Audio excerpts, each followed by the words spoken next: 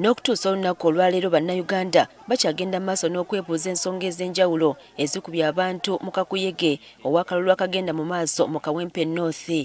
Ekisinga okubeewuunyisa kye kitongole eky'abakuuma ddembe abalwanyisa obutujju kijjat okuba nga kye kiri mu mitambo gy'okukwasisa amateeka mu kalulu kano newankubadde waliwo poliisi.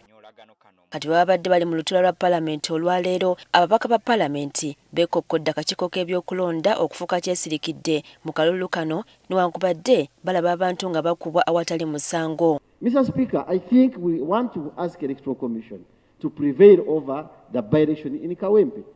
If so that we don't need this by-election, they can stop them and declare somebody other than killing innocent citizens.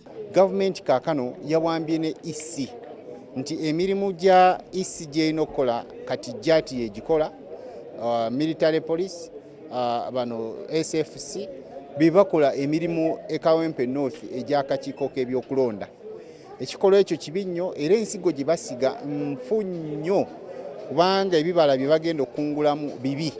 Bagamba nti enkola ya demokrasiya erinnyiriddwa nnyo mu ggwanga nga nabwe ekyo waliwo ekisaana kikyuke naddala mu kakiiko k'ebyokulonda. We need to understand as a people what we are dealing with. We are dealing with an electoral commission that is disempowered. They can do nothing. My brother here, Okupa, could be frog-marched. You'll be frog-marched. You'll be beaten. You'll be disabled. The pretense must stop. If we are intentional on building a democracy, we must speak to what we are dealing with. Tosobola kubeera mu ggwanga ng'ogamba abantu nti ya demokrasiya era ng'otegeka n'akalulu naye ng'ate abakuvuganya obakuba miggo obasiba kandooya obasiba mu makomera. Bategeezezza nti embeera eri mu Kawempe ebabagulizzaako ku kiki ekinaaba mu kalulu akawamu omwaka ogujja nga nabwe kityo buli muntu asaanye yeesibe bbiri.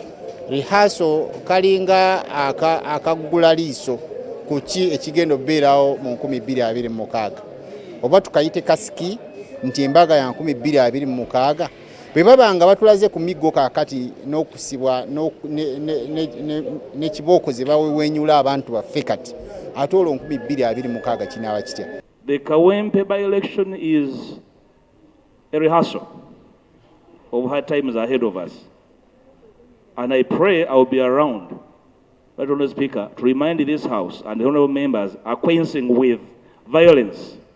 Wanamyuka mukubiriza olukiiko lw'eggwanga olukulu Thomas Tayebwa wasinzidde n'ategeeza ng'ensonga eno bw'egenda okunoonyerezebwako era n'asaba minisita w'ebyokwerinda mu ggwanga okuleeta alipoota. Okusinziira ku sipiika wandibanga waliwo abantu abeenyigira mu bikolwa eby'okutulugunya abantu nga baagala kuttattana linnya lya gavumenti. Bo bennyini be bafuga eggwanga era odi ezo ziva wa bo. Tebababuzaabuza bannayuganda kino ekikolwa kikolwa abantu bennyini abakikola era kye bakola bakimanyi bulungi bakirowooza nako ne bakipulaninga ne bakituukiriza. So si kituufu nti waliwo abakola ebikolobero nga gavumenti temanyi.